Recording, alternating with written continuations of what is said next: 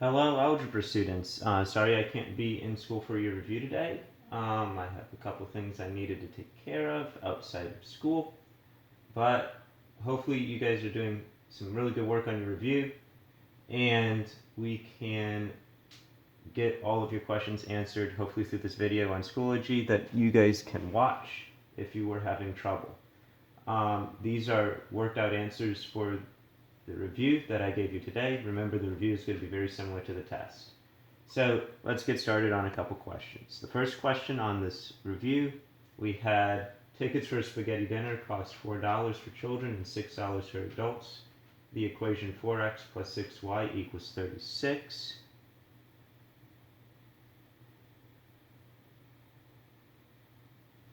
Represents the number of X children and Y adults who can eat a dinner for $36. If no children are eating dinner, how many adults can eat for $36? So what they're asking us to solve in this question is to solve the equation when X equals 0, because we have no children eating dinner. Now, plug in 0 for X and solve. So then you got 4 times 0 plus 6y equals 36. So then I have 0 plus 6y equals 36. So 6y equals 36. And I divide each side by 6. So my y value in this case was 6. And the second problem we had,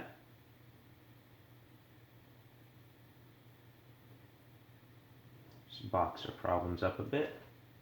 In the second problem we had, it says if a comma 9 is a solution to the equation negative 4a equals b minus 21, what does a equal? So in this example we have a point, and it's getting us used to using those ordered pairs. So we got a comma 9, and then solve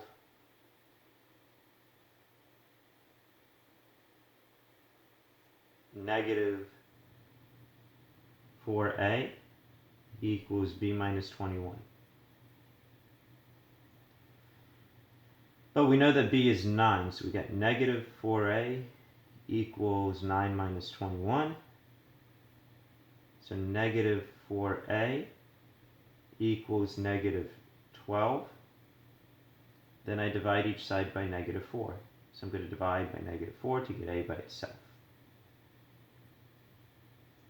So a equals a positive 3.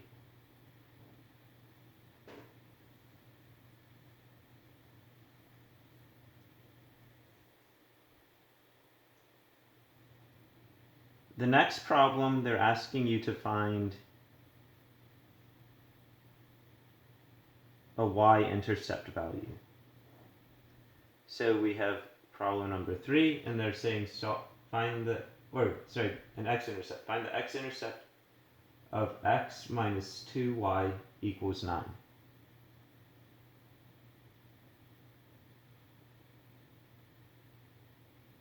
And then find x-intercept.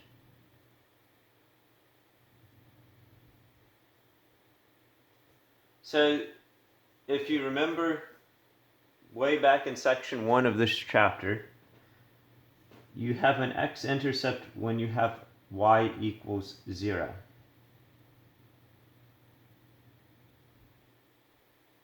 So I'm going to plug in y equals 0 and solve for x. So I get x minus 2 times 0 equals 9. So x minus 0 equals 9. So x equals 9. Now, you could write x equals 9, or you could write this as an ordered pair. So you could have 9 comma 0, because that would be an x-intercept point. Okay, that should be number 3. Number 4.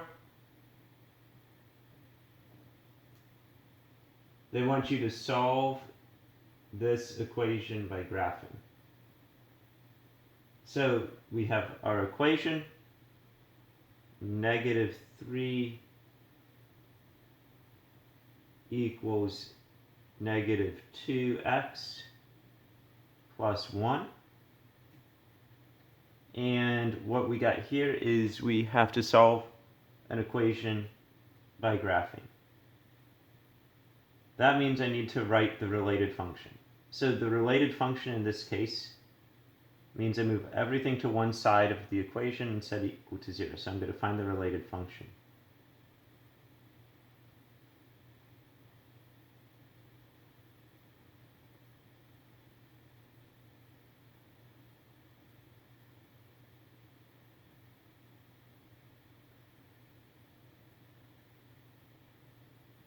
So I add 3 to both sides.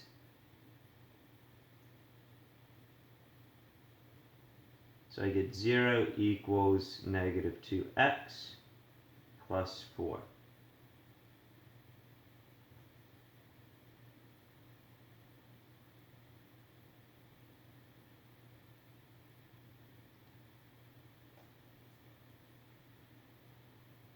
So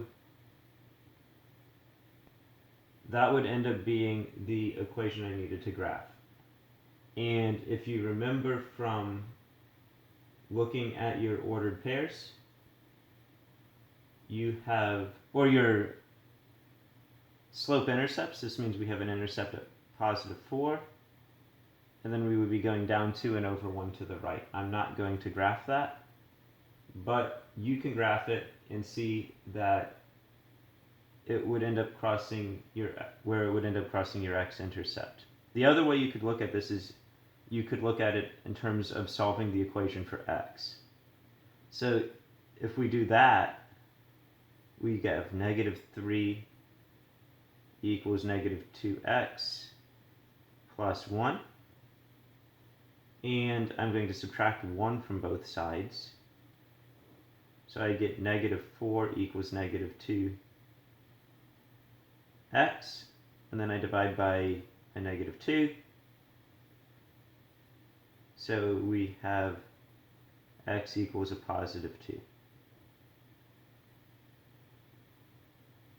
So what I would be looking for is that this graph of the related function would cross your x-axis at the point where x equals 2. And then I would also be looking at to see where its y-intercept was. And then that would be at positive 4. So those would be the two things that I would need to see. And number 5, they're asking you to find the root of a given equation. So let's draw a new box. Number 5. So we got 9x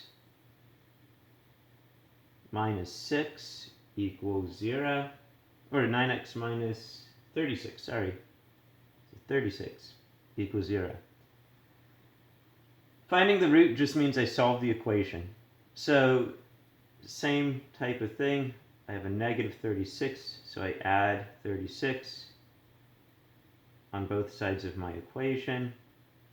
My 9x comes down, so 9x equals 36. Then I divide each side by 9. So when I divide by 9, I get x equals 4. So the root of the equation is 4.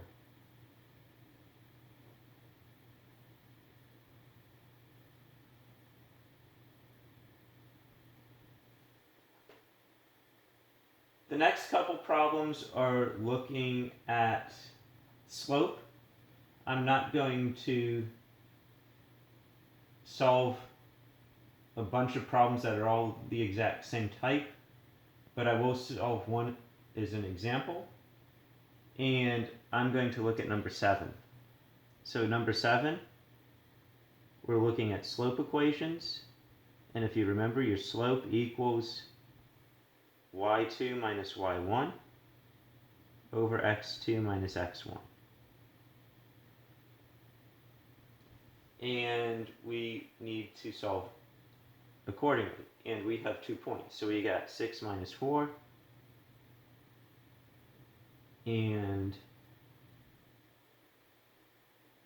negative 3 comma 7. So let's take a look. So I have x1 and y1, and x2 and y2. Now I need to solve. So I got y2 is 7, so I get 7 minus a negative 4 over negative 3 minus a positive 6, x2 minus x1. So that's where we solve. So let's take a look. 7 minus a negative 4 equals 7 plus 4, because two negatives become positive, and you have a positive 11. On the bottom, we got negative 3 minus 6, which is a negative 9. And then that would be our slope.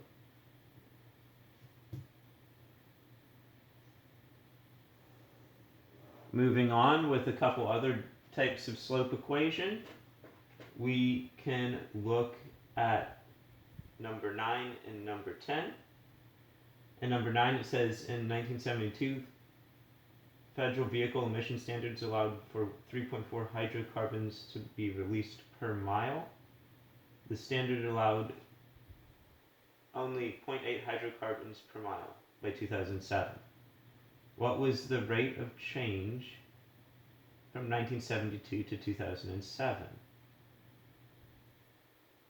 So we have, in number 9, we're going to end up having hydrocarbons over years, because it's hydrocarbon per year. So looking at 9,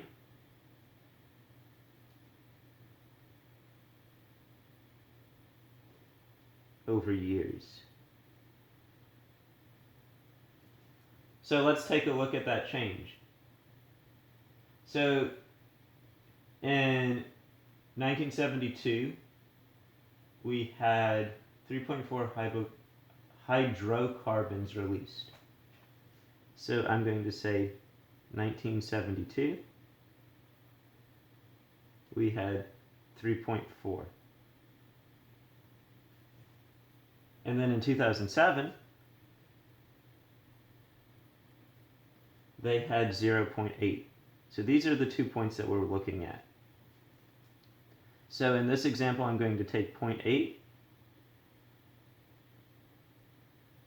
minus 3.4. And then I'm going to have 2007 minus 1972. When I solve that out and I round, I'm going to end up having about a negative 0.07 hydrocarbons per year. And then that would be my answer. So the trick here is to understand where your points are based on the words in the problem. In the second example, this is one of those ones I think where we are going to be missing one of our x or y values. So I'm going to give you a little bit of a reminder on how this one works too. So in number 10, we have a shark can swim 27 miles in 9 hours. So we have a point 9, comma, 27.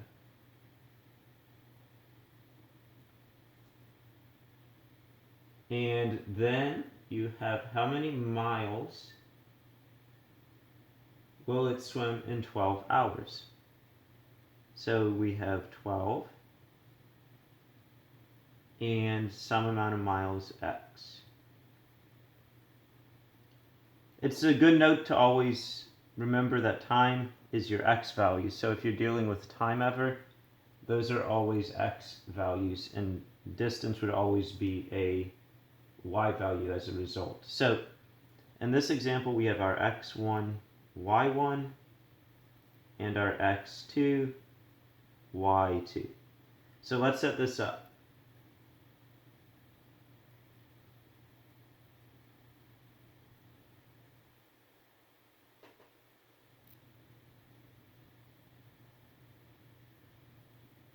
we are looking at a rate of change. So I have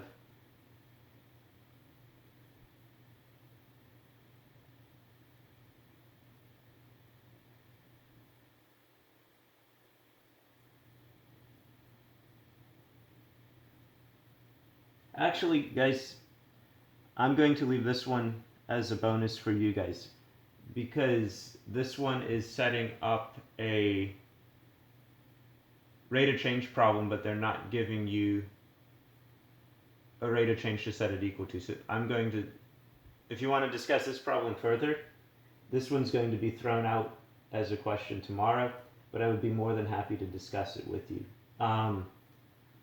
It's not set up like I like. I just caught a mistake in the problem. Well, it's not a mistake, it's just something that I don't like about how it's set up to assess this part of the standard. So 10, we can say that's a bonus. Call on Schoology if you want.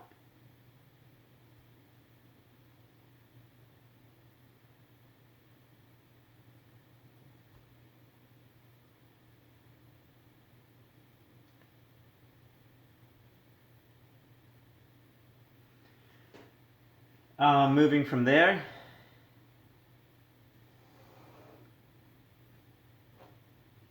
we have problem 11.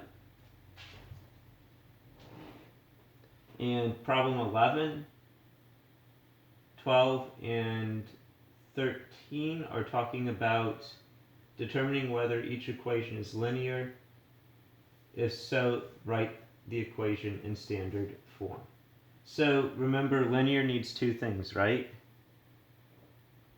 It cannot have an exponent,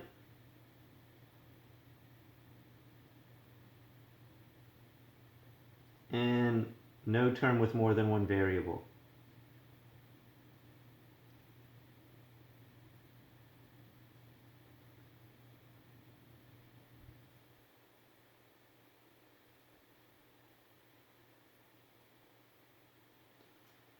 So the first, in number 11, you have xy equals 6.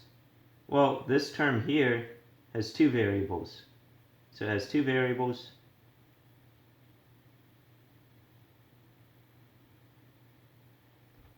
And so it's not linear.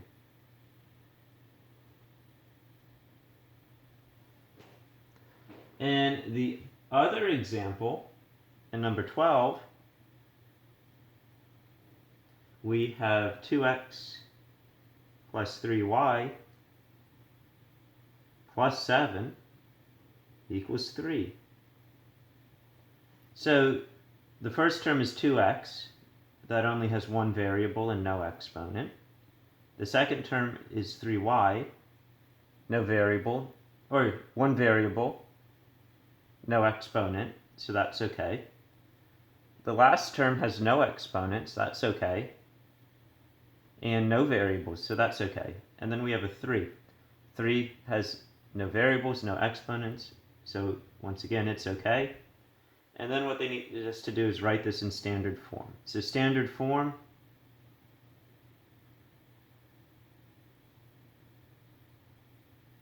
is some amount times x plus some amount times y is a constant value. So all that means is I'm going to kick this positive 7 to the other side of the equation. So I'm going to subtract 7 on both sides. So if 2x plus 3y comes down, my 7's will cancel, and then I have 3 minus 7, which is negative 4. Now I am in standard form. So it is linear too.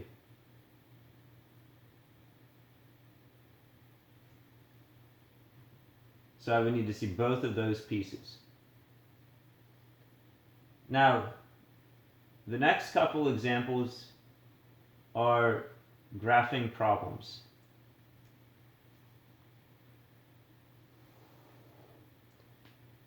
I'm going to leave graphs for discussion, because most of us were graphing really well. If you're having trouble with any of these graphs, that would be something to message me. So 13 through 15, message if you're having problems.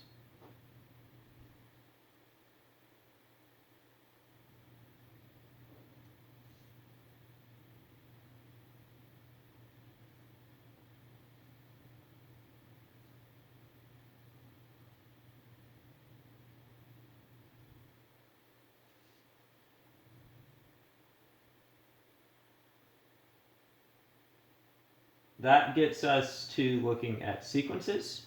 And sequences were what we were doing this past week. I think I'm going to switch over this paper to the other side because I'm getting a lot of writing. And 16 is talking about determine whether the sequence -10, -7, -4, -1 is arithmetic. Write yes or no. If so, state the common difference. So we got -10, -7, -4, -1, ... And if we are going on our sequences, we are looking at from -10 to -7 is a +3. -7 to -4 is also +3. And from -4 to -1, we also have +3. So this is arithmetic. So the answer is yes. And my difference is +3. And number 17, they're asking us to find the next three terms of the arithmetic sequence. So we got 8, 15, 22, and 29.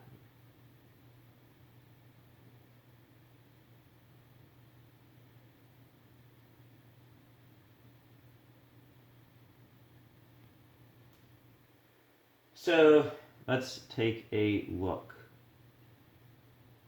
What is this sequence going up by? We go up from 8 to 15, which is +7, 15 to 22, +7, and then we have 29. So we're going up by 7s.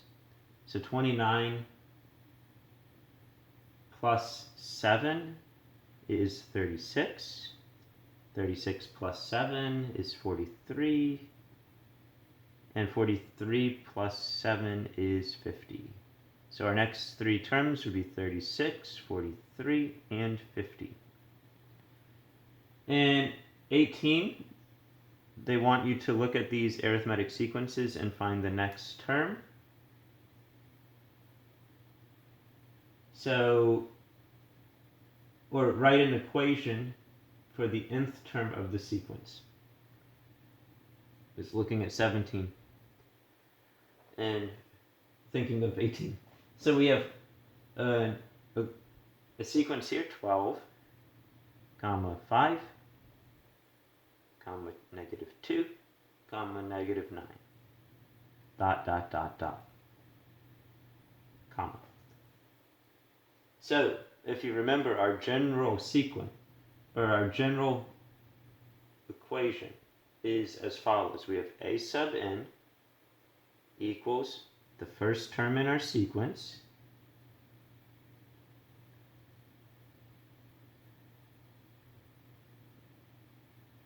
plus n minus 1 times the difference of our terms. So let's take a look at that. So what is the difference in our number of terms? So our first term is 12, so a sub n equals 12. The difference plus n minus 1 times d. And what was the difference in our terms? The difference in our terms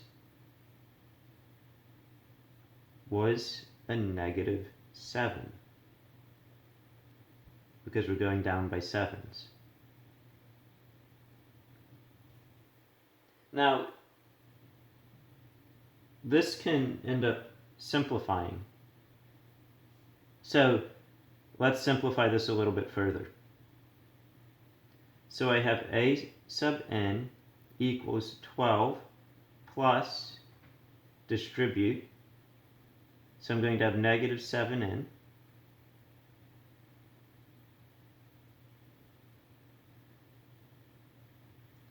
plus 7, because 7 times a negative 1 is, or negative 7 times a negative 1 is positive.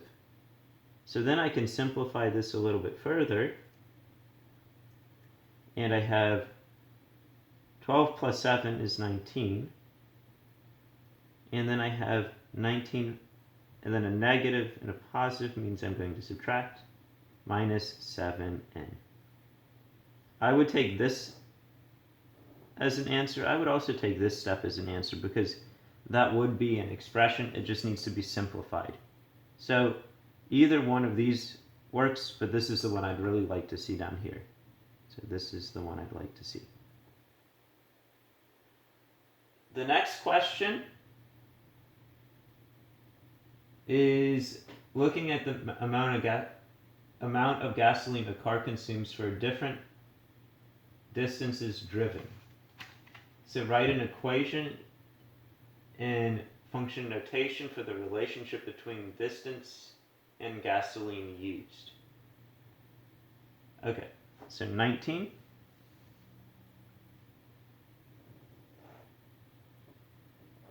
Just make sure I'm in the camera frame still. So gasoline function is going to be a direct variation function, because obviously if you don't travel any miles, you're not going to use any gas. So now what that's really asking us to do is find a rate of change and then write a function for it. So I'm going to take 2 points off of that chart, and I'm going to use the first two, and I'm going to make them into ordered pairs. So the first part that I'm going to do is I'm going to say that my distance, 1, so at 1 mile, I used 0.04 gallons of gas. At 2 miles, I used 0.08 gallons of gas. Now I can find a slope, and then that rate of change is going to end up being a direct variation equation. So I'm going to say my slope, or rate of change, is 0.08 minus 0.04 over 2 minus 1, which solves out to 0.04 over 1, which is just 0.04. So now I need to make that into an equation. So the equation that I'm going to have is I'm going to have my miles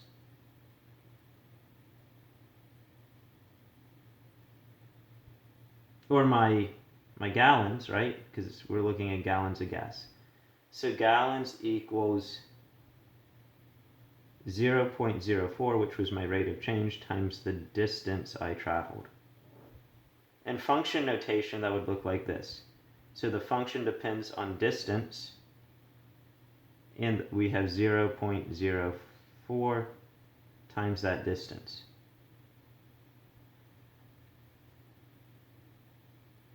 And then what they're asking in number 20 is how many gallons will the car consume after driving 150 miles. So then they would just want you to solve for 20. They want you to solve how many gallons did you use when you went 150 miles, when d equals 50, or 150. So plug that value back in and solve. And if you plug 150 into there, you are going to get, you used 6 gallons of gas. So G would equal 6. hopefully these answers and solutions helped you on questions that you were having trouble with. Later today, I will be checking Schoology, so if you are having any trouble, you can message me on Schoology. Hopefully, I have this video uploaded by the time you are done with class. And good luck studying. Remember, the questions on this review look almost identical, very, very similar to what you're going to see tomorrow. So make sure that this assignment, you're working until you can get the correct answers and work.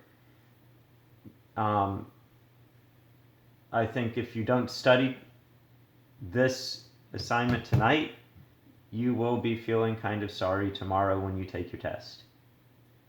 The people who do study this tonight, I think will be very, very, very, very happy with their results and very, very, very comfortable with what they see on tomorrow's test. Happy studying. Again, if you have any questions, please, please, please, please, please message me on Schoology. Sorry I couldn't be here at school today, but hopefully we'll do well tomorrow. Happy studying.